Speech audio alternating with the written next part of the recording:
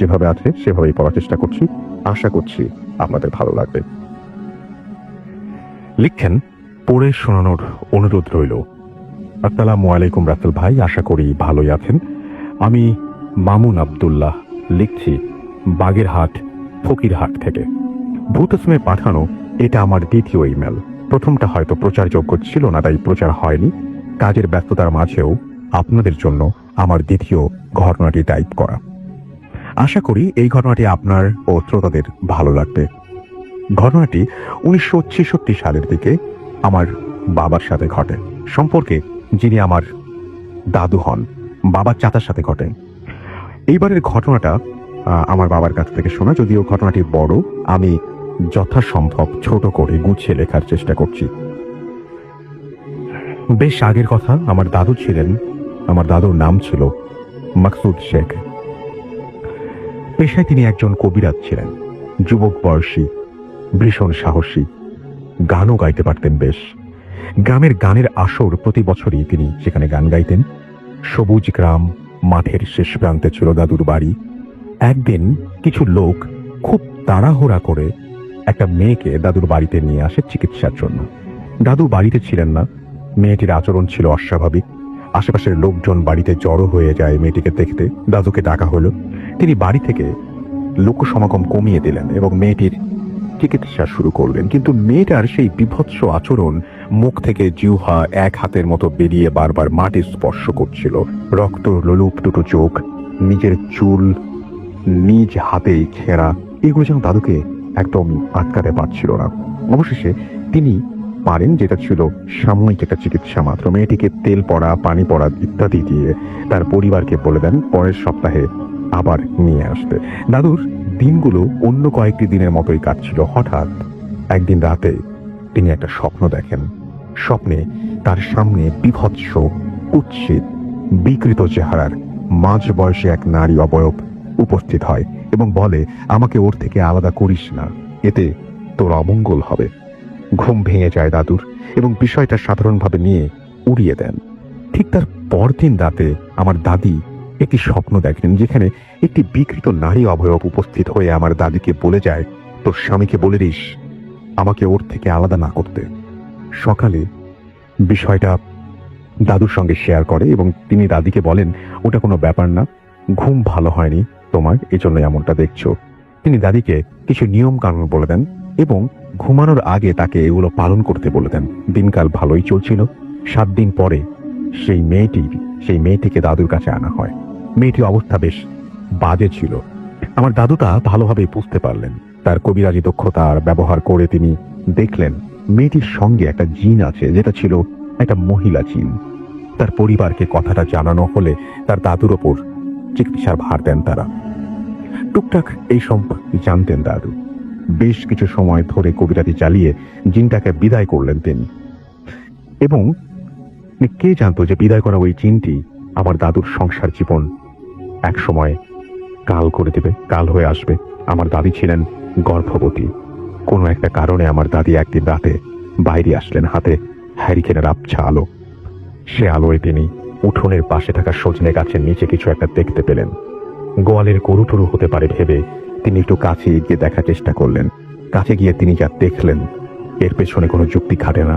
তিনি দেখলেন সজনে গাছের নিচে বসে আছে তার রাতের স্বপ্ন দেখা সেই বিভৎস নারীর অবলোকটি, যার গলায় ছিল লাল লাল গোল ছোপ, রক্তের মতো চোখ। এক দৃষ্টিতে তাকিয়ে আছে দাদির দিকে। এই দৃশ্য দেখে দাদি আর নিজেকে ঠিক রাখতে পারলেন না। চিৎকার দিয়ে জ্ঞান হারান তিনি। জ্ঞান ফিরলে তার সাথে ঘটে যাওয়া সবকিছু তিনি খুলে বলেন। পরদিন দাদু তার বাড়ি বন্ধ করে দেন। এরপর বেশ কিছুদিন তেমন কিছু আর হয়নি। একদিন রাতে দাদি পেটে খুব ব্যথা অনুভব করেন। প্রথমবারের মতন বাচ্চা প্রসব করেন তিনি। দাইমা বাচ্চা হাতে নিয়ে নিজেই অবাক। বাচ্চাটি ছিল মৃত এবং তার গলায় ছিল লাল লাল ছোপ, চোখ দুটো ছিল রক্তের মতো লাল, যেন দাদির সেই রাতে সজনে গাছের নিচে দেখা সেই নারীর অবয়বের একটি মূর্তি। পরিবারের শোকে ছাপ, তাড়াতাড়ি দাফন কার্য শেষ করা হয় বাচ্চাটার। এই মর্মান্তিক ঘটনার পর 2-3 মাস সবকিছু স্বাভাবিক ছিল। একদিন পাশের গ্রামের একটা পালা গানের মঞ্চে ডাক পান দাদু। সময় মতো সেখানে উপস্থিত হন। অনুষ্ঠান শেষ করে মাঝরাতের দিকে বাড়ির উদ্দেশ্যে রওনা করলেন। কে জানতো ওই রাতে আশাতীত একটা ভয়ঙ্কর ঘটনা ঘটে যাবে তার সাথে। বাড়ি ফেরার পথ ছিল একটা নদীর রাস্তা ধরে ওই রাতে খেয়া ঘাটে পৌঁছালেন দাদু। একটা মাত্র ইটিঙে ঘাটে ছিল। নদী পার হলেন তিনি। নদীর অদূরে ছিল একটা শ্মশান ঘাট, যেটার সামনে থেকেই বাড়ি আসতে হতো। শ্মশান ঘাট পার হলে ঘুটঘুটে অন্ধকার, নিস্তব্ধতা বিরাজ করছিল চারিদিকে। হাতে 3 ব্যাটারির একটা টর্চ নিয়ে এগিয়ে যাচ্ছিলেন। হঠাৎ তিনি নাকে খুব বাজে একটা গন্ধ পেলেন এবং অনুভব করলেন তার পেছনে কেউ একজন আছে। হতে পারে গ্রামের অন্য কেউ, এটা ভেবে টর্চটা ঘুরিয়ে মারেন, কিন্তু কিছুই দেখতে পান না। তার মনের মধ্যে একটা কামড় দিয়ে উঠল। জলদি দোয়া পড়ে নিজের শরীরটা বন্ধ করে নেন এবং আবার বাড়ির পথে যাত্রা শুরু করেন। কিন্তু তার মধ্যে একটা অস্বস্তি কাজ করেই যাচ্ছিল। মাঠের শেষে ছিল কাঁঠাল তলার সেই বিরাট বাগান।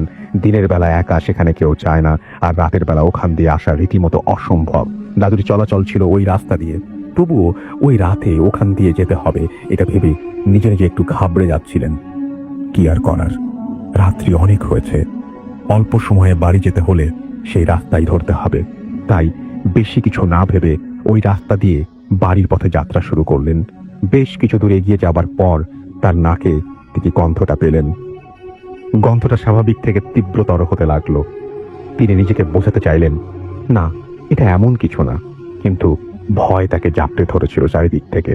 পেছন থেকে এবার অদ্ভুত কিছু আওয়াজ তার কানে আসলো। তিনি পেছনে একবারও তাকাননি, তাই টর্চ হাতে সোজা এগিয়ে যান।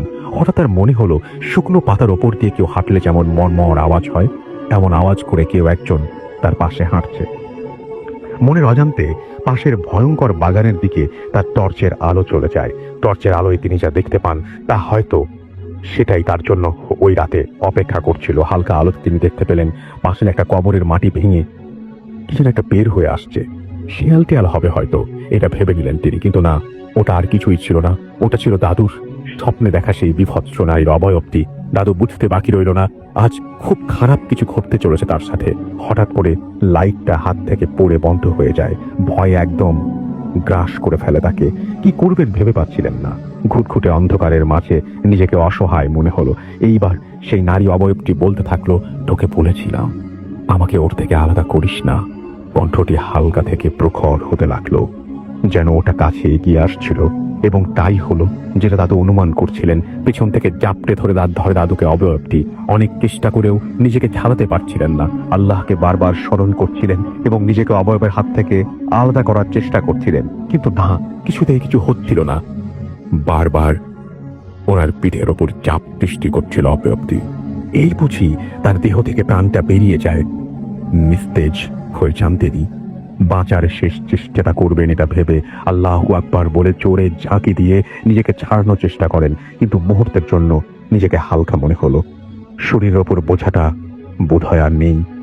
দৌড় শুরু করলেন তিনি।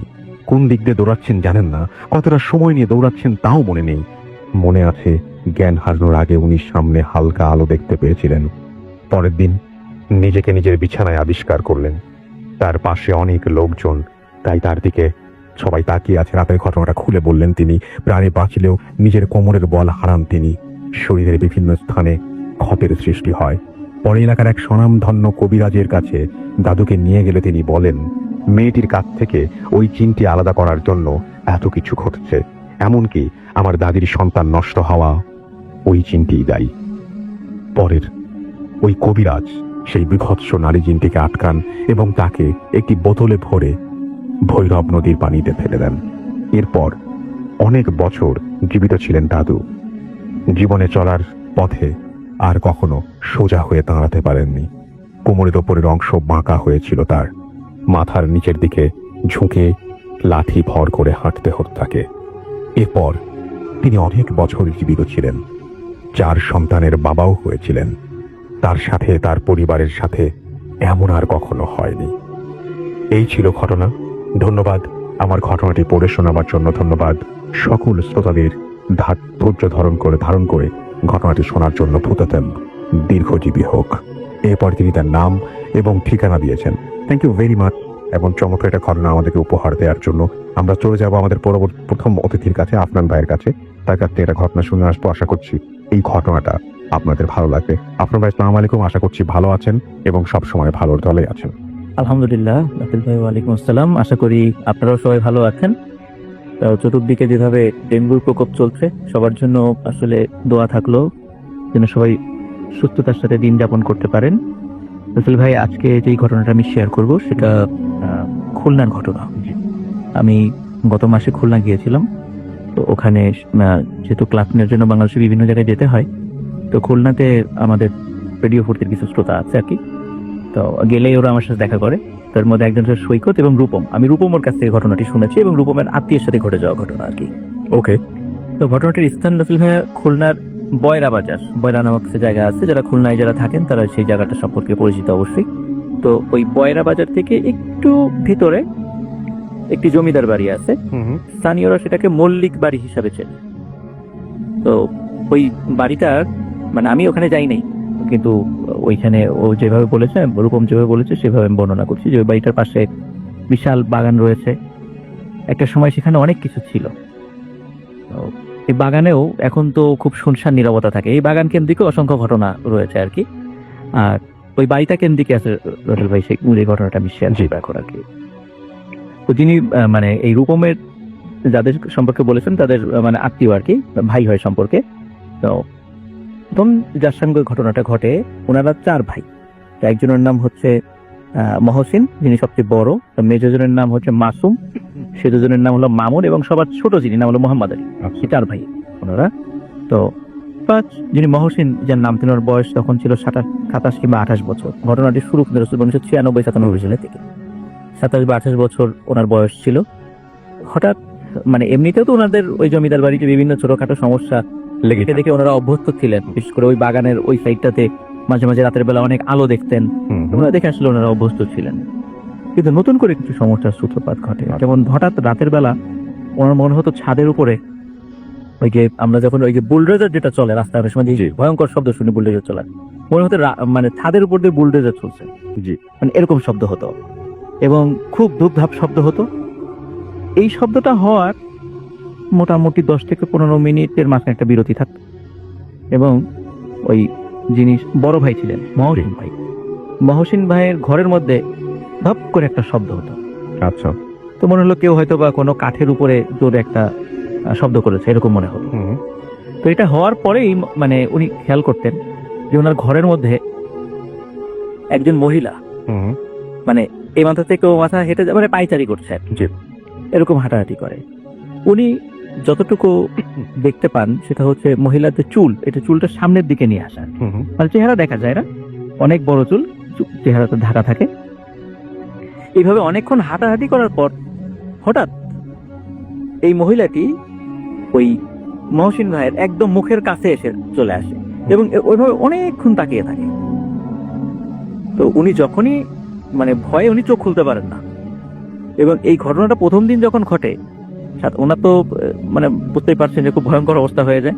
উনি পরিবারের সাথে কথা বলেন যে এরকম উনি ঘটনা দেখেছেন। পরিবার থেকে প্রথম দিকে বলে এটা হয়তো বা মনের ভুল হতে পারে, এটা হয়তো তুমি দুঃস্বপ্ন দেখেছো, এরকম বলে আর কি। কিন্তু না, রাস্তার ভাই প্রতিদিন এই ঘটনা ঘটতে থাকে। যখন এই ঘটনা প্রতিদিন ঘটতে থাকলো তখন ওনারা স্থানীয় যত মানে কবিরাজ আছেন যারা এই রিলেটেড ট্রিটমেন্ট গুলো করেন, প্যারানরমাল এক্সপার্ট যারা আছেন, তাদেরকে ডেকে নিয়ে এই ট্রিটমেন্ট গুলো করার চেষ্টা করে, কিন্তু ফলাফল আলটিমেটলি জিরো। প্রতিদিন একই ঘটনা এরকম, ঠিক রাতের বেলা মধ্যরাত্রে বা রাত্রের শেষ দিকে আজানের আগে হঠাৎ ধপ করে একটা শব্দ হয় ঘরের মধ্যে। প্রথম দিকে হলো ছাদে ওই শব্দটা হয়, এর খানিকক্ষণ পরে এই ঘরের মধ্যে ধপ করে শব্দ, তারপরে এই যে হাঁটাহাঁটি শুরু হয় এবং হাঁটাহাঁটির এক পর্যায়ে হঠাৎ মুখের সামনে চলে আসে ওই অবয়বটা। অনেকক্ষণ তাকিয়ে থাকে, অনেকক্ষণ একভাবে কোনো নড়াচড়া নেই, মানে যে স্ট্যাচুর মতো, মূর্তির মতো অনেকক্ষণ তাকিয়ে থাকে। এই সমস্যাটাকে সমাধান পাওয়ার দরকার। তখন ওনারা বাবা মা সিদ্ধান্ত নিলেন যে এনাকে মানে মহসিন ভাইকে বিয়ে দিয়ে দিবেন। তো মহসিন ভাইকে বিয়ে দিয়ে দিলেন। তো অদ্ভুত ব্যাপার আসলে বিয়ের পরে ওনার সাথে এই ধরনের কোনো ঘটনা ঘটেনি। তো সবাই ধারণা করেছিল যে সমস্যা সলভ হয়ে গেছে, কিন্তু সমস্যার আসলে সূত্রপাত ছিল এখানে। এই ঘটনা যখন মহসিন ভাইয়ের সাথে ঘটনা শেষ হয়ে গেল, তখন ওনার ইমিডিয়েট যিনি ছোট মানে মাসুম ভাইয়ের সাথে ঘটনা ঘটা শুরু। আচ্ছা। ঠিক একই ঘটনা। তো মাসুম ভাই ছিল ভয়ঙ্কর টাইপের ভীতু প্রকৃতির লোক। তো ওনার থেকে বয়স 2-3 বছরের ছোট ছিল, জি। মানে মহসিন ভাই থেকে। তখন এই একই ঘটনা ঘটছে এবং উনি আর এটা সহ্য করতে পারতেন না। মহসিন ভাই তো তাও কিছুদিন সহ্য করেছিলেন, উনি কিছুতে সহ্য করতেন। রাত্রেবেলা খুব চিৎকার চেঁচামেচি করতেন, খুবই মানে ওনার শারীরিক অবস্থাও খুব খারাপ হয়ে গেল, মানে খুবই বাজে অবস্থা। তখন পরিবার থেকে চিন্তা করলেন যে যেহেতু মহসিন ভাইকে বিয়ে দেওয়ার পরে সমস্যাটা আর হয় নাই, তাহলে ওনাকেও যেহেতু বয়স ওনার থেকে 2-3 বছর কম, সুতরাং বিয়ে দেওয়া যাবে, তাকেও বিবাহ দিয়ে দেওয়া হয়। অদ্ভুত ব্যাপার আসলে বিয়ের পরে কিন্তু তার সাথে এই সমস্যাটা আর ঘটে নাই। আচ্ছা। সবাই চিন্তা করে আচ্ছা ঠিক আছে, তাহলে সমস্যা হয়তো বা সমাধান হলো। কিন্তু রাসেল ভাই এই সমস্যাটা আবার পরে যায় ভর করে তার ঠিক ইমিডিয়েট ছোট যে মামুন ভাইয়ের সাথে, তার সাথে একই ঘটনা। কিন্তু তারা যেহেতু মোটামুটি সর্বোচ্চ 2 বছরের বা সর্বোচ্চ 3 বছরের ব্যবধান ছিল তাদের বয়সের, তাকেও এই সমস্যা থেকে মানে যেহেতু দেখা গেল দুইজনের একইভাবে সমস্যার সমাধান হয়েছে, তো তাকেও বিয়ে দেওয়া হয় এবং তার সাথেও এই সমস্যাটা থাকে না। আচ্ছা।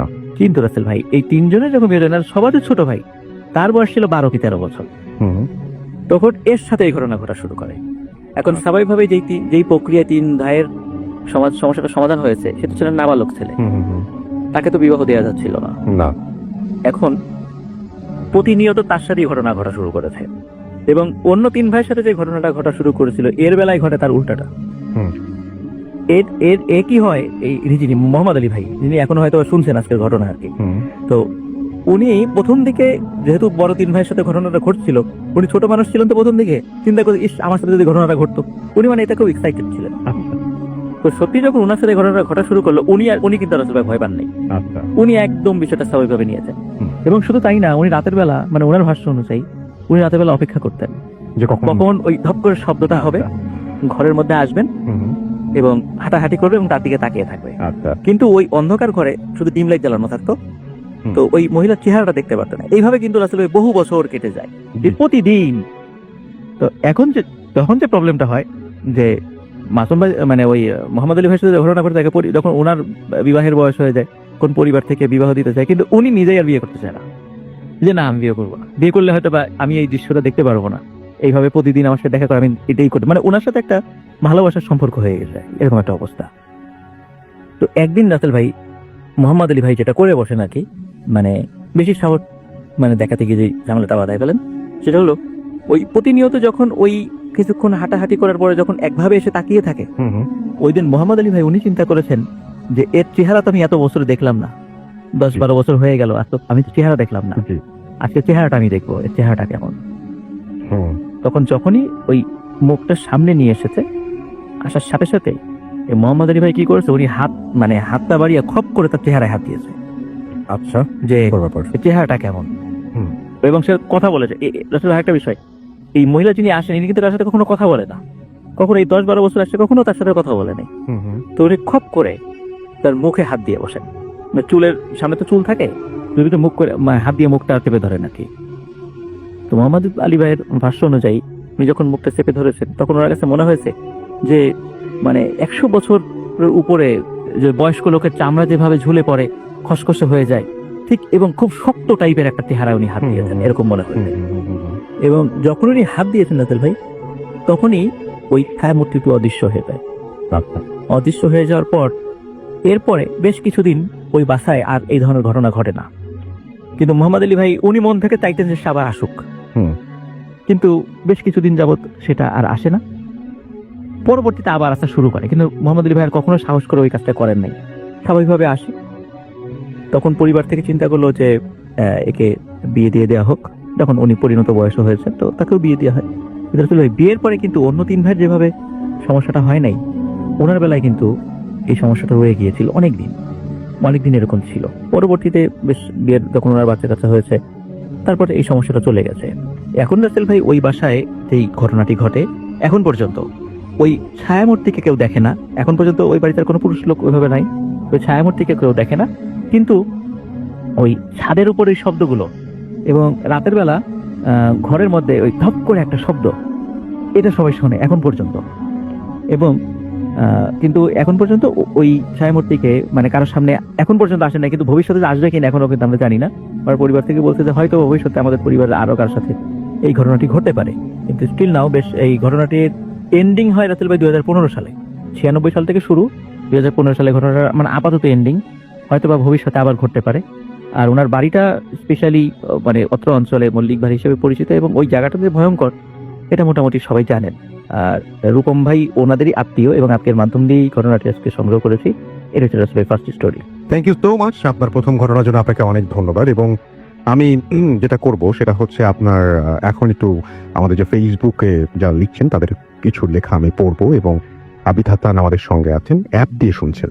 এমডি রাকিব হাসান আমাদের সঙ্গে আছেন চট্টগ্রাম থেকে, শুনছেন তিনি ভূতটন। মিলন মোর্শেদ আমাদের সঙ্গে আছেন, হোসেন মোহাম্মদ আকবর আমাদের সাথে আছেন নোয়াখালী থেকে, সাইদ আমাদের সাথে আছেন দেখতে পাচ্ছি মুক্তাদি রিফাত আমাদের সাথে আছে। প্রথম ঘটনা ভালো ছিল। রুবেল ইসলাম রাজশাহী থেকে শুনছেন, তানভীর হোসেন তৌফিক আমাদের সঙ্গে আছেন, এইচ এম কাউসার আহমেদ আমাদের সাথে আছেন, এম এস জেরিন ফারজানা জুই আমাদের সঙ্গে আছেন, সিনথিয়া আমাদের সাথে আছেন সুমন আহমেদ আমাদের সাথে আছেন দেখতে পাচ্ছি, এমডি পরশ আমাদের সাথে আছেন দেখতে পাচ্ছি, আপন শিকদার,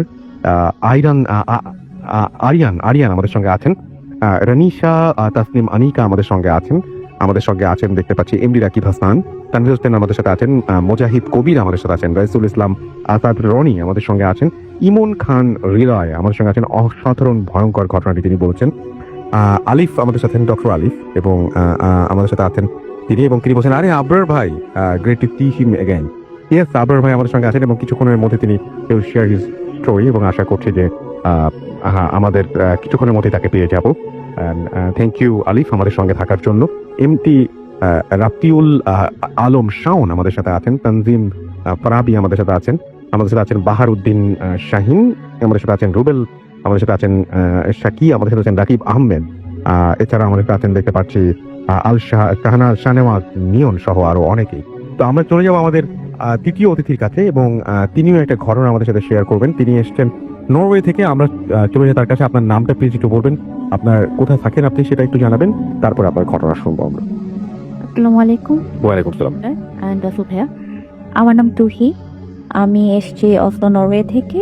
আমি আপাতত ওখানে একটা জব করছি একটা অ্যাপল কোম্পানিতে ম্যানেজার পোস্টে, এবং আমি আছি একদম অসলো সিটিতে। আপনার সঙ্গে আপনার হাজবেন্ড আছেন? আমার সাথে আমার হাজব্যান্ড আসছে আজকে। কারণ আমি যে কাহিনীটা এখন শেয়ার করব সেটা অসলোতেই ঘটা। অ্যাকচুয়ালি এই বছরে 2-3 মাস আগে হবে।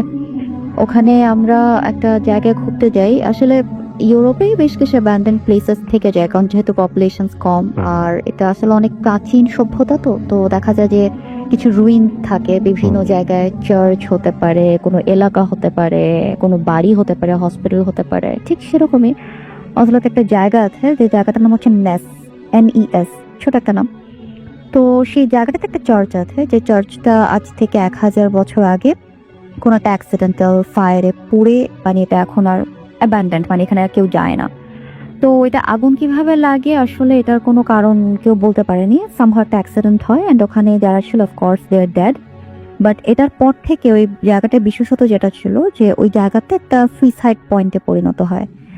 এখন এই জিনিসগুলো আসলে আমরা ওখানে থাকতে থাকতে আসলে এগুলো শুনি, লোক মুখেও শুনি, বা নেটেও সার্চ করে দেখি যে হয়তো একটা সুইসাইড পয়েন্ট হয়ে যায়। বিকজ ওখানে যারাই যায় ডিপ্রেশনে চলে যায়, কারণ অনেকেই কিউরিওসিটি থেকে যায়, অনেকে মেবি দেখা যায় যে শখের বসে গেছে বা ঘুরতে গেছে, তো ওখানে ডিপ্রেসড হয়ে যায়। আর সেই চার্চের পেছনে একটা পুকুর আছে, ওখানেই অনেকে গিয়ে জাম্প করেছে, এরকমও স্টোরি আছে। আর যেহেতু চার্চ, তো পাশে একটা গ্রেভইয়ার্ড অবশ্যই চার্চের পাশে অলওয়েজ থাকে। আর ওই গ্রেভইয়ার্ডে যতগুলো কবর ছিল, মানে যা দেখে এসেছি সবগুলোই কিন্তু সুইসাইড কেসে মারা যাওয়া আর কি। এবং ওখানে যে ফাদারটা লাস্টে ছিল আর কি, মানে চার্চের রক্ষণাবেক্ষণে, সেও সামহাউ সুইসাইড করে। তো এত কিছু শোনার পরেই আসলে আমরা বলি আচ্ছা ঠিক আছে, let's go and have a look, যে আসলে কি জিনিসগুলো সত্যি নাকি ম্যান মেড স্টোরিজ। আর নেক্সট জায়গাটা ছিল সিটি থেকে অনেক দূরে, প্রায় আমরা we had to travel around 2.5 hours, অনেক দূরে ছিল, আর খুবই নির্জন একটা জায়গায় ছিল। এবং ওই জায়গাটা যেটা হলো যে Norway is a free land যেটাকে বলা হয়, কারণ যে কেউ পারমিশন ছাড়া যে কোনো জায়গায় যে কোনো টাইমে যেতে পারে। বাট ওই জায়গাটাতে গভর্নমেন্টের পক্ষ থেকে একটা টাইমের পরে একটা সিল্ড করে দেওয়া হয়, গেট টেনে দেওয়া হয়। এখন এটা কেন আমি জানি না, মানে এটা কি ভূত প্রেতের কারণে নাকি অন্য কোনো কারণে হতে পারে। তো ওখানে যখন আমরা যাই একদম ভর দুপুরে গেছিলাম, আর আমরা জানি যে সন্ধ্যার দিকে বা ভর দুপুরে আসলে যদি কিছু এক্সপিরিয়েন্স করতে হয় বা কোনো প্যারানর্মাল কিছু দেখা যায়, এই দুইটা টাইম বেস্ট। তো ওই টাইমটাতে যাওয়ার পরে আর আমরা যতটুকু জানি যে বাইরে আসলে কুকুর হোক বিড়াল হোক মানে যে পেটস গুলো থাকে এগুলো অলওয়েজ পেটস থাকে, ওয়াইল্ড কিন্তু আসলে এরকম সিটির মধ্যে বা এই ধরনের লোকালয়ে দেখা যায় না সচরাচর, এটা আসলে খুবই অ্যাবসার্ড।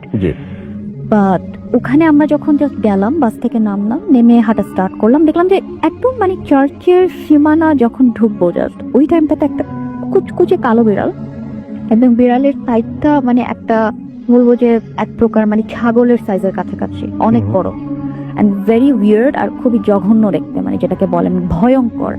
একটা ওয়াইল্ড ক্যাট অফকোর্স, এটা কারো পেট হতেই পারে না। যে ওখানে গিয়ে এমন ভাবে আমাদের রাস্তাটা আটকে দাঁড়িয়েছে একটু একটা দূরত্ব বজায় রেখে, যে যেন কিনা মানে বিড়ালটা জাস্ট স্টেয়ার করে আছে আমার দিকে, হি ইজ জাস্ট স্টেয়ারিং, মানে আমার মনে হচ্ছে সে তখন কথা বলতে জানতো, সে আমাকে জিজ্ঞেস করতো যে মানে আমাকে আমার নাম ধাম জিজ্ঞেস করা শুরু করতো, মানে এই ধরনের একটা জিনিস। এবং সে পুরো স্টেয়ার করেছিল, আমরা ওয়েট করছিলাম লেট হিম পাস। বাট আমরা যেহেতু জানি একটা সুপারস্টিশন যে যদি একটা কালো বিল্লি আমাদের পথ আটকে দেয় বা ক্রস করে আমাদেরকে, ওই রাস্তাতে দেয়ার ইজ সামথিং রং, আমাদের আসলে আগানো উচিত না। কিন্তু দুর্ভাগ্যবশত চার্চে যাওয়ার একটাই রাস্তা ছিল, so we did not have any escape path, আমাদের ওখান দিয়ে যেতে হবে। সামহাউ বিড়ালটা চলে যায়, কিন্তু যেতে যেতে সে বারে বারে টার্ন করতে থাকে আমাদের দিকে, I don't know what does that mean. পরে আমরা গেলাম, বাট আশ্চর্যজনক হচ্ছে কি ওই বিড়ালটা যেটা ক্রস করলো ওই জায়গাটাতে যখন আমরা জাস্ট স্টেপ করলাম, তখন থেকে মানে আমার হাজবেন্ড না, I have started feeling something. মানে আমি জানি না, মানে আমি আস্তে আস্তে না মানে হঠাৎ করে মনে হচ্ছে যে দুনিয়ার যত ভারী কি জিনিস আছে আমার মন খারাপ হওয়া শুরু করলো। আমি যত আগাচ্ছি চার্চের দিকে মনে হচ্ছে যে I am very sad, I don't no Y, but আমি খুবই ডিপ্রেশনে চলে গেলাম। এবং ওখানে মানে ওয়েদারটাও অফকোর্স অনেক উইন্ডি ছিল, আর মানে একদম লোকজনের যাওয়া আসা না থাকলে যেরকম হয় ভূতরে একটা পরিবেশে, দিনের আলোতেই এরকম লাগছিল। ভাঙা একটা চার্চ দেখলাম, ফাইন গেলাম, এবং পুকুরটাও দেখলাম যে হ্যাঁ এরকম। যখন গ্রেভিয়ার্ডের কাছে গেলাম দেখলাম যে মানে মনে হচ্ছে যে এতই আই কুড লিটারালি ফিল, মানে এখন হয়তো এটা বললে এভাবে বোঝানো যাবে না, কিন্তু আমি যখন ওখানে ছিলাম আমার কাছে লিটারালি আমার কাছে মনে হচ্ছিল যে I could feel their pain, না যে মানে ওরা কত কষ্ট করে মারা গেছে, মানে আমার কাছে এরকম মনে হচ্ছিল, বিকজ আমি যেহেতু বললাম যে মানে সবাই সুইসাইড করে মারা গেছে। এবং ওখানে কেউ আমার কাছে মনে হচ্ছে I could literally feel their pain, যে হারে বেচারা ভিতরে শুয়ে আছে, তার না জানি কত কষ্ট হচ্ছে, এরকম একটা ব্যাপার স্যাপার। আমার হাজব্যান্ড অ্যাজ ইউজুয়াল সেই দিক ওই দিক দেখছে, তাকাচ্ছে, মানে আসলে সে কিছু হিস্ট্রিজ পড়ছিল আর বসে বলছে let's take some snaps, because কিন্তু আমরা সবসময় আসবো না, ছবি টবি নিয়ে যায় লোকজনকে দেখাতে পারবো। He was making fun of it, he was very normal. But আমার কাছে মনে হচ্ছে যে no, I am trapped somewhere, মানে আমি এটা বলে বোঝাতে পারবো না, কিন্তু আমি আসলে এই কাহিনীগুলো আমার হাজব্যান্ড থেকে শুনে বাসায় আসার পর, কারণ আমি তখন জানি না যে আমি তখন কিসের ভেতর দিয়ে যাচ্ছি, আমি তো আমার নিজেকে দেখতে পাচ্ছিলাম না। আমি ওখানে গেলাম চার্চে, যেখানে গেস্টরা বসে থাকে, ভাঙা চেয়ার গুলা, মানে চেয়ার মানে উডেন শিল্ডের মতন, মানে পুড়ে গেছে, পুড়ে একদম কয়লা হয়ে গেছে আর কি, কিছু কিছু রুইন্স ছিল। জাস্ট আমি ওখানে বসে এক দৃষ্টিতে যেখানে জিজাসের ইয়েটা ছিল, স্ট্যাচুটা ছিল, ওদিকে জাস্ট তাকিয়ে আছে, বাট সামনে কিন্তু কিছু নাই, একদম পুরো ভাঙা টেবিল সবকিছু। তারপর আমার হাজব্যান্ড এসে আমাকে লিটারালি আমাকে জাস্ট গায়ে মানে কি মানে ওয়াই ইউ লফট এই ধরনের কিছু একটা। আমি তারপরে সামহাউ বললাম যে আচ্ছা আমরা এখান থেকে চলে যাই। দেন হি স্টার্টেড ফিলিং যেন something is very wrong with me, কারণ তাহলে তো এটা মিথ না, এটা তো তাহলে সত্যি যে এখানে আসলে তো ডিপ্রেসড হয়ে যাচ্ছে সবাই। বিকজ আমাদেরও আগে একটা নিউলি ম্যারিড কাপল ওখানে যাচ্ছিল, and husband wife both committed suicide together, পেছনে যে পুকুরটা ছিল ওখানে। তো আমার হাজব্যান্ড আর কোনো রিস্ক নেয়নি, বললো যে লেটস গো। মানে আমার কাছে ওখানে কিছু ভালো ঠেকছে না, মানে আমি পুরাই নাকি একদম চুপচাপ হয়ে গেছিলাম। তারপরে বলে যে আরেকটা কি যে ওখানে নাকি একটা স্পেসিফিক টাইমে মেবি সন্ধ্যার পর যদি কেউ সামহাউ গভর্নমেন্টের চোখ ফাঁকি দিয়ে থেকে যেতে পারে ওখানে, মানে দে সি সাম শ্যাডোজ, যে হ্যাঁ লোকজন ঝুলে আছে, মানে এই ধরনের কিছু শ্যাডোজ আছে, এবং যে ওয়ালে দেখা যায় সেই শ্যাডোটা, সে ওয়ালের সামনেও আমি গিয়ে আই জাস্ট স্টুড আপ, না মানে আমি আর চলতেছি না, আমি ওখানে দাঁড়ায় আছি। আমার হাজবেন্ড বলে যে কি ব্যাপার, চলো let's go, let's move on. যে না না এটা একটু থাকি, বা মানে আমি কেমন যেন নর্মালের মতন অ্যাক্টিং করছিলাম। পরে আমাকে ও জাস্ট বাউন্ডারির বাইরে নিয়ে আসলো, trust me, believe it or not, আমি জাস্ট বাউন্ডারির বাইরে একটা স্টেপ করলাম, আই বিকেম অ্যাবসলিউটলি নর্মাল। মানে আমি আগে যাচ্ছিলাম জাস্ট ওই জায়গা থেকে ছেড়ে আসার পর, এক্স্যাক্ট ওই জায়গা থেকে ছেড়ে চলে আসার পরে, আমি এই পুরো কাহিনীটাই শুনেছি বাস আসার পরে। হি ওয়াজ সেইং যে তোমার কি হলো ওখানে, তুমি তো এরকম করতেছিল, ওরকম করছিলা, এবং ও আমাকে ছবিও দেখালো যে আমি এভাবে তুলেছি, দেখো জাস্ট লুক এট ইউ, মানে কেমন ছিলা তুমি।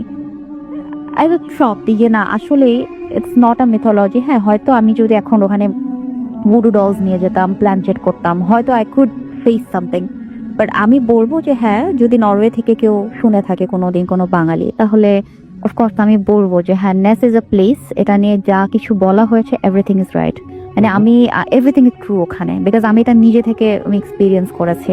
আমি যদি একা থাকতাম হয়তো বলতাম যে হ্যালুসিনেশন, বা আমি বলতাম যে শুনে হয়তো আমার ব্রেনে সেটা কাজ করে থাকে।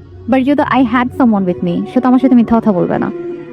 তো এই জিনিসটাই আর কি, এটাই ছিল আমার first story. Thank you so much. আপনার ঘটনার জন্য আপনাকে অনেক ধন্যবাদ। আমাদের আরো একজন অতিথি আছেন, এবার আমরা তার কাছে যাবো। আপনার নামটা প্লিজ একটু বলবেন, কোথা থেকে এসেছেন সেটা বলবেন, তারপরে আপনার ঘটনায় যাবো আমরা।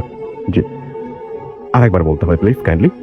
আমার নাম ট্রফিম, আমি সাভার থেকে এসেছি। জি আমি আজকে যে ঘটনাটি শেয়ার করব জি সেটা ঘটেছে টঙ্গীতে।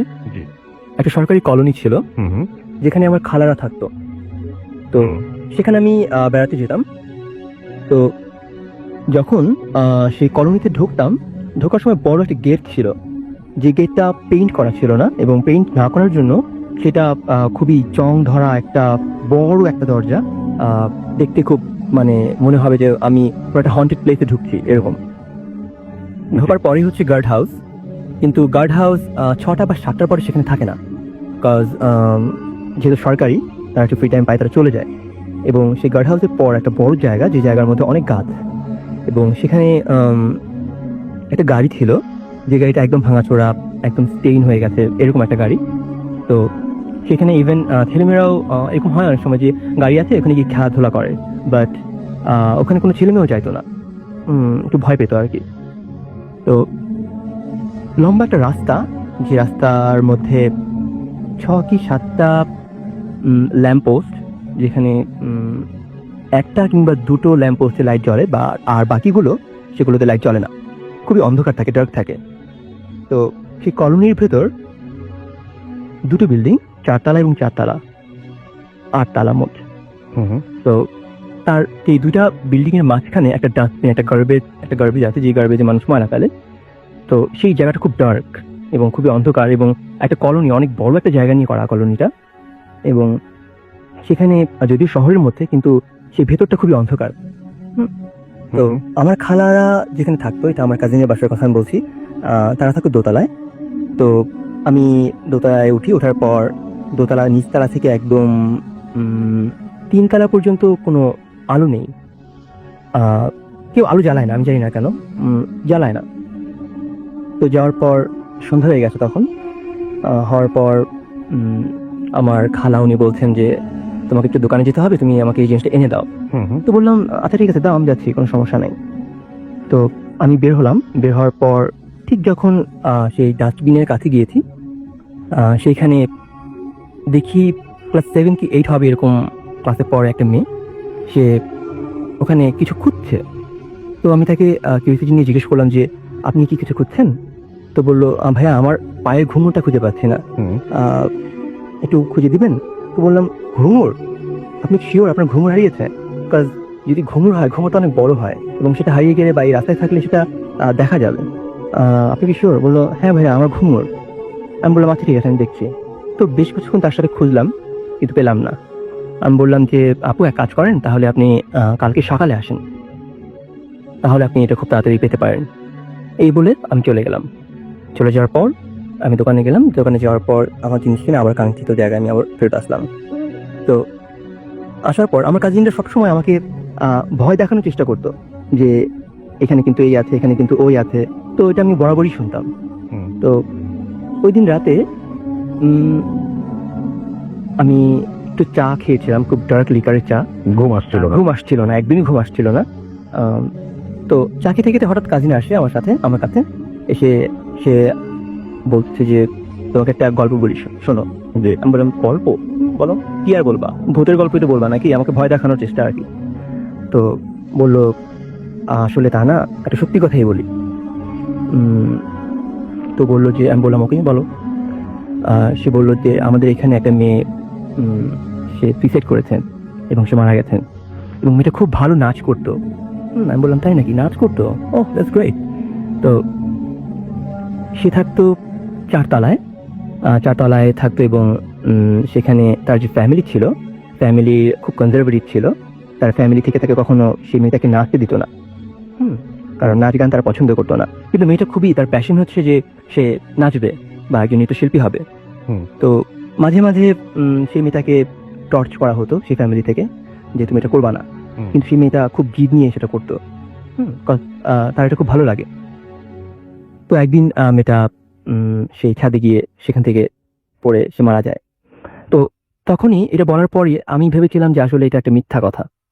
তো তখন আমি জিজ্ঞেস করলাম, আচ্ছা ভাইয়া, আজকে এই সন্ধ্যার সময় আমি যাওয়ার পথে এরকম এরকম হয়েছে, একটা মেয়ে এরকম ঘুম খুঁজছিল, বলে যে আমাদের কলোনির ভিতরে ক্লাস 7-8 পড়ুয়া কোনো মেয়ে নাই, ঠিক আছে, ওই ছিল এবং সে এখন নাই, সে মারা গেছে। তখনও আমি এটা সিরিয়াস হিসেবে নিই যে আমার মনে হয় এখনো সে দুষ্টামি করছে। যখন ঘুমাতে যাই, ঘুমাতে যাওয়ার সময় ঘুম আর আসছে না, এপাশ ওপাশ করছি, তখন প্রায় রাত 2টো বেজে গেছে। তো ওই সময় আমি চোখ বন্ধ করি এবং 5 কি 10 মিনিট হয়ে যায়, ঘুম হয় না কিন্তু চোখে পাতাটা লেগে আছে। হঠাৎ মনে হচ্ছে একটা শব্দ পাচ্ছি আমি, এবং শব্দটা লাইক একটা ঘুঙুরের একটা শব্দ, সেটা নিচে নেমে আসছে। এবং আমি মানে একদম অবাক হয়ে গেলাম যে কি। আমি ভেবেছি যে এটা নিহাতে একটা আমি চিন্তা করেছি বা ভাই আমাকে বোঝানোর চেষ্টা করেছে, সেটাই হচ্ছে। তো আমি আর কোনো পাত্তা দিলাম না, আবার আমি টার্ন নিয়ে আবার শুয়ে গেলাম। তার কিছুক্ষণ পর আবার সেই একটা শব্দ, একদম ঘুঙুর যেভাবে টেপ করে যে শব্দটা হয় ঠিক সেরকম একটা শব্দ। তো আমি এবার উঠে গেলাম, ঘুম থেকে উঠে আমি বসলাম। বসার পর আমি ট্রাই করলাম যে আমি কি সত্যি শুনলাম, আমি একটু জাগ্রত অবস্থায় বসে আমি শোনার চেষ্টা করি। আচ্ছা। তো ট্রাই করলাম, বাট আর কোনো শব্দ হলো না। তো আমি ভাবলাম যে না, এটা আমার জাস্ট আমি চিন্তা করেছি, এর জন্য আবার শুয়ে পড়লাম। কিন্তু এবার কিছুটা ভয় পেয়েছিলাম দ্বিতীয়বার। তো ভয় পাওয়ার পর আমি বললাম যে না, আমি আর এগুলো চিন্তা করতে চাই না। আমি বালিশটা আমার মানে মাথা নিচে না দিয়ে আমি কানে দিয়ে আমি খুব প্রেস করে আমি ঘুমিয়ে গেলাম, যে শুয়ে পড়লাম। শোয়ার পর সেই একই শব্দ আবার শুনতে পেলাম। এবার আমি আর নিজেকে ধরে রাখতে পারলাম না। আমি সাথে সাথে কাজিনকে ডাক দিলাম, ভাইয়া ওঠো। তো সে বললো তার কাছে ঘুম ভেঙে গেছে। তো বললো কি হয়েছে? আমি বললাম যে ভাই, তুমি কি শুনতে পাচ্ছ না? তুমি কি সত্যি শুনতে পারতেছ না? বলে কি এই শব্দটা আমি শুনতেছি। আমি খুব নার্ভাস হয়ে গেলাম এবং আওয়াজ শেকিং, মানে আমি খুব কাঁপছিলাম যে আমি শুনছি, একদম দিব্যি শুনছি। এবং যখন আমি জাগ্রত অবস্থায় ওই সময় আমি বলছি এই কি এখন হচ্ছে? তো সে বলতেছে যে ওকে চল আমরা বাইরে গিয়ে দেখে আসি। আমি বললাম তোমার মাথা নষ্ট হয়ে গেছে, আমি এখন বাইরে যাবো? বললো যে আরে চলো না, কিচ্ছু হবে না। ভাইয়া বললো। আমি বললাম না অসম্ভব, প্লিজ ভাইয়া তোমার কাছে আমি হাত জোর করছি, তুমি প্লিজ এখন বাইরে যাবা না, দরজা খুলবা না। আমি একদম ভয় পেয়ে গেছি, খুবই নার্ভাস। তো এক পর্যায়ে আমি চিমটি কাটছি বা নিজেকে স্ল্যাপ করছি যে আমি কি সত্যি মানে এটাকে আমি কল্পনা করছি, স্বপ্নে দেখছি, না সত্যি হচ্ছে। তো একটা পর্যায়ে ভাইয়া আমাকে সান্ত্বনা দিল, যে বললো ওকে লেটস প্রে। এটা বলে আমার সাথে সে প্রে করলো, এবং প্রে করার পর ঘুমাতে গেলাম। কিন্তু ওই শব্দটা আমি আর পাইনি, কিন্তু আমি আসলে ঘুমাতে পারছিলাম না। তখন ঘড়ি কাটে 3টে বেজে গেছে এবং বাইরে থেকে একটা ল্যাম্পপোস্টে একটা হালকা একটা আলো সেই রুমের মধ্যে পড়ছিল। তো জানালা খোলা, আমি জানালার দিকে তাকাতেই পারছিলাম না, কিন্তু একটা আলো আসছিল। এবং যখন ভোর প্রায় হয়ে গেছে, এরকম 5টা বেজে গেছে বা 5:30 বাজে, ভোরের আলো ঠিক ওই সময় আসতে আমার চোখ বন্ধ হয়ে গেল, আমি ঘুমিয়ে পড়লাম। তো যখন ভোর বা সকাল হয়ে গেল, সকাল হওয়ার পর ঘুম থেকে উঠে আমি ভাইয়াকে জিজ্ঞেস করলাম, ভাইয়া তুমি কি সত্যি শোনো না এই শব্দটা? বলে যে আরে বোকা, এটা আমরা প্রায়ই ফেস করি, এটা মাঝে মাঝে এটা শোনা যায়, আমরা এটা ইউজ টু হয়ে গেছে। তুমি ফার্স্ট টাইম, আর যেহেতু তুমি অনেক ভয় পেয়ে গেছো, তো যদি ওই সময়টাতে এটা বলতাম যে হ্যাঁ আমি তো পাচ্ছি, তাহলে তুমি আরো বেশি ভয় পেয়ে যেতে, এই জন্য আসলে তোমাকে ভয় বলি নাই। তো আমি মিলিয়ে দেখলাম যে সেই মেয়েটা সে ঘুঙুর খুঁজছিল এবং মিলে গেল। তখন আমি বুঝলাম যে আসলে এটা রিয়েল। এবং প্রায় আমার খালা একদিন উনি বলছিল যে আমার তো এরকম হয়েছিল একবার, যে আমি ঘুমাচ্ছিলাম, কোন একটা মেয়ে আমাকে ধাক্কা দিল এবং আমি ঘুম থেকে উঠে গেলাম, উঠে সাথে সাথে দেখলাম সে নাই। মানে প্রায়ই তারা ফেস করে এটা এরকম। তো ওটা ছিল আমার জীবনের ফার্স্ট কোনো প্যারানর্মাল কোনো অ্যাক্টিভিটি, যেটা আমি নিজে দেখেছি বা নিজে ফেস করেছি, যেটা আসলে আজও আমাকে নাড়া দিয়ে যায়। এটা ছিল আমার আজকের। Thank you so much. আমি আরো একবার আপনাদের মনে করিয়ে দিই, আমাদের যদি ইমেইল করতে চান, আমাদের ইমেইল অ্যাড্রেস হচ্ছে bhutfm@radiofurti.fm, which is bhutfm@radio.fm। আপনার নাম, ঠিকানা এবং ফোন নাম্বার সহ আপনার জীবনে ঘটে যাওয়া বা আপনার জানা সেরা ঘটনা লিখে পাঠিয়ে দিন আমাদের কাছে। ঘটনার শুরুতে অবশ্যই উল্লেখ করুন যে ঘটনাটি আপনি স্টুডিওতে এসে শেয়ার করতে চান, নাকি আপনি চান আপনার ঘটনা আমরা পড়ে শোনাই যারা দেশের বাইরে রয়েছেন। তারা সরাসরি অডিও ক্লিপ পাঠাতে পারেন বা লিখেও পাঠাতে পারেন। কারণ ইটস আপ টু ইউ। আমাদের ফেসবুক পেজ হচ্ছে www.facebook.com/ray.furti and www.facebook.com/bhutfm.russell। এছাড়াও আমাদের দুটো আমাদের একটা টুইটারে আপনারা আমাদেরকে পেতে পারেন এবং সেই জন্য খুব সহজেই আমাকে পেতে পারেন। আমাকে আপনি জাস্ট আমার যে অ্যাড্রেসটা সেটা আপনার মনে রাখলেই হবে। এবং আমরা জানি যে টুইটারে আপনারা রেগুলার লিখেন russell_bhuthfm, রাইট? এটা লিখলেই চলে আসবে টুইটারে গিয়ে। তো আমি যেটা করব সেটা হচ্ছে যে এখন টুইটারে যারা লিখছেন, টুকু শেখ আমাদের সঙ্গে আছেন, যশোর থেকে শুনছেন। আহমেদ হোসেন বায়েজিদ আমাদের সঙ্গে আছেন, বগুড়া থেকে শুনছেন। আমাদের সঙ্গে আছেন আহমেদ হোসেন বায়েজিদ এবং মোহাম্মদ রাফিউর রহমান রাহাত, তিনি শুনছেন আমাদেরকে ভূত এফএম শুনছেন অ্যাপ দিয়ে। ওকে, সামিউল ইসলাম শাকিল আমাদের সঙ্গে আছেন দেখতে পাচ্ছি। আরো অনেকেই, চৌধুরী রনি আছেন আমাদের সঙ্গে আছেন দেখতে পাচ্ছি। সামিউল ইসলাম শাকিল, রফিকুল ইসলাম আমাদের সঙ্গে আছেন, মুর্শিদাবাদ থেকে শুনছেন তিনি, ইন্ডিয়া, আমাদের সঙ্গে আছেন দেখতে পাচ্ছি। এছাড়াও বায়েজিদ আহমেদ আমাদের সঙ্গে, এছাড়াও আছেন আরো অনেকেই। তার মধ্যে আমি দেখতে পাচ্ছি এসবি শিফাত আহমেদ আমাদের সঙ্গে আছেন। এছাড়াও মইনুর শাকুর আমাদের সঙ্গে আছেন প্রিন্স আরিফ, ব্ল্যাঙ্ক সাব্বির আমাদের সঙ্গে আছেন এবং তিনি শুনছেন আমাদেরকে। এছাড়াও আমাদের সঙ্গে আছেন দেখতে পাচ্ছি, লন্ডন থেকে শুনছেন তিনি। ওকে, আমাদের সাথে আছেন দেখতে পাচ্ছি। এছাড়াও মিনহাজুল ইসলাম মামুন, আর এছাড়া আমাদের সঙ্গে আছেন দেখতে পাচ্ছি আরো অনেকেই। থ্যাংক ইউ ভেরি মাচ যারা শুনছেন আমাদেরকে এবং রেগুলার শোনেন। আমরা আপুর কাছে আর একবার যাবো এবং আপনার কাছ থেকে আমরা আপনার আরো একটা ঘটনা আপনি শেয়ার করতে চেয়েছিলেন, সেটা শুনবো এবং তারপরে আমাদের সাথে ঘটনা শেয়ার করবেন আপনার ভাই এবং আপনার ভাই একসঙ্গে। সো আপনাদের একটু ওয়েট করতে হবে, সেই জন্য আমরা যেটা করবো সেটা হচ্ছে আপুর ঘটনার মাঝখানে শুনে ফেলবো। আপু, আপনার সেকেন্ড স্টোরিটা আমরা একটু শুনে ফেলি। আচ্ছা, হাই লিসনার্স, আবার এসছি। আমার সেকেন্ড স্টোরিটা আসলে আমি যখন আর একটু ছোট ছিলাম, এলেভেলস করতাম, ইন্টারমিডিয়েটে ছিলাম যখন, ওই টাইমটাতে আমরা গ্রামে ঘুরতে যাই আমার খালার বাড়িতে। আর গ্রামটা হচ্ছে একদমই আইল্যান্ড। আমার মনে হয় বেশ কিছু লোকজন নাম শুনতে পারেন। আইল্যান্ডটার নাম হচ্ছে একদমই বাংলাদেশের দক্ষিণে হাতিয়া। অনেকেই, আমরা সবাই জানি না। তো জায়গাটা আসলে অনেক সুন্দর, কিন্তু অনেক ব্যাকইয়ার্ড, মানে এখনো আসলে ডেভেলপমেন্টের কিছুই হয়নি বলতে গেলে ওই জায়গাটাতে। তো সেখানে আমার বড় খালা থাকেন, আপন বড় খালা, উনি ছিলেন ওই টাইমটাতে তখন ওখানে। আমরা ঘুরতে গেছি ওখানে বেশ অনেকজন মিলে।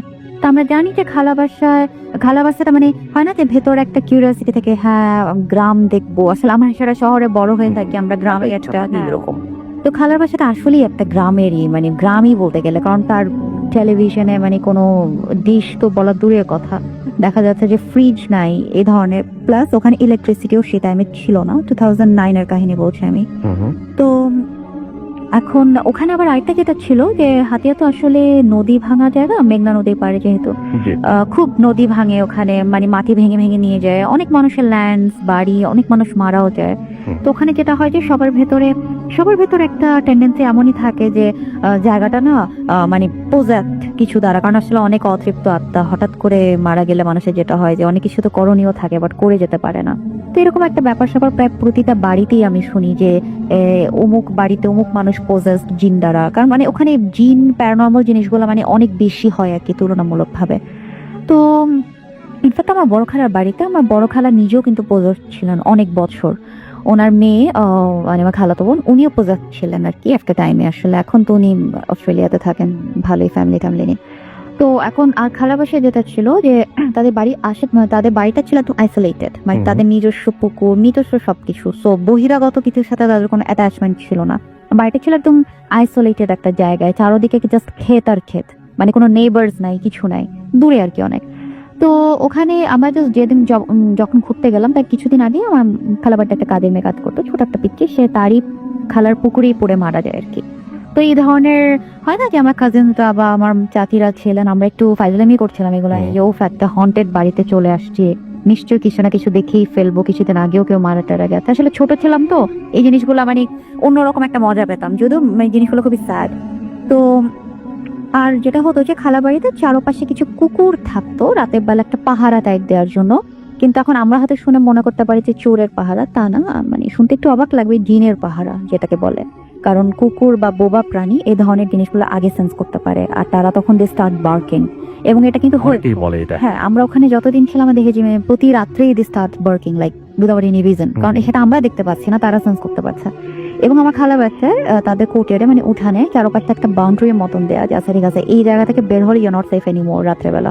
আচ্ছা বিকজ ওই জায়গাটা হুজুর এসে দোয়া টোয়া করে অনেক মিলাদ করে ওটাকে বন্ধ করে দেওয়া হয়েছে। তো এখন হয় না যে আমরা হয়তো অনেক কাহিনী শুনি, এই ধরনের সচরাচর কাহিনী আমরা ছোটবেলা থেকেই শুনে এসেছি, কয়জনই বা কতখানি বা বিলিভ করে। তো আমার যেটা হলো একদিন, মানে আমার মারা সবাই রান্নাঘরে, তারা বিকজ যেহেতু আমি বললাম ইলেকট্রিসিটি নেই, তো পুরা বাড়িতে অন্ধকার, যে যে রুমে মানুষ যায় সেখানে একটা কুপির মতন জ্বলে আর কি।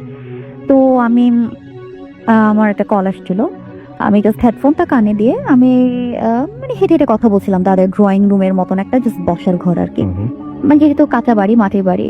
তো পরে আমি জাস্ট বাড়ি থেকে একটু বের হলাম, বের হয়ে দেখলাম পুরা ঘোর অমাবস্যা ছিল কিন্তু ডার্ক। বের হয়ে দেখলাম কোর্টিয়ার্ডে যে দূরে হাইওয়েটা দেখা যাচ্ছে, আর চারোদিকেই তাকাচ্ছি ক্ষেত। মানে আমি জানি যে এত উজ্জ্বল আলো হয়তো বাইরে নেই, but somehow you can guess, যখন অন্ধকারটা চোখে শুয়ে যায় ইউ ক্যান গেস যে আচ্ছা ঠিক আছে I am seeing this and that. পরে আমি কোর্টিয়ার্ড ধরে জাস্ট হাঁটা শুরু করলাম সামনের দিকে। ট্রাস্ট মি, আমি জায়গাতে নতুন, আমি কিন্তু জায়গাটা চিনি না, কোন দিক দিয়ে গেলে আমি মেন রোডে উঠবো আই ডোন্ট নো। আমি জাস্ট হাঁটা শুরু করলাম এবং আমি কথা বলছি আমার ফ্রেন্ডের সাথে আর হাঁটছি, কথা বলছি আর হাঁটছি। এবং আরেকটা যেটা যে মানে আমরা একটা সুপারস্টিশন বা অনেকে বলে থাকে যে যাদের যে মেয়েগুলোর চুল অনেক লম্বা থাকে, সামহাউ প্যারানর্মাল জিনিসগুলো তাদের প্রতি অ্যাট্রাক্টেড বেশি থাকে। তো unfortunately or fortunately I have very long hair, আমার চুলগুলো কিন্তু অনেক লম্বা, অ্যান্ড সেই টাইমে আমিও তো ওই যে কোনো সেন্স কাজ করছে না, জাস্ট চুলগুলো ছেড়ে দিয়ে অ্যাজ ইউজুয়াল, কারণ আমি কথা বলছিলাম বাসায় ছিলাম।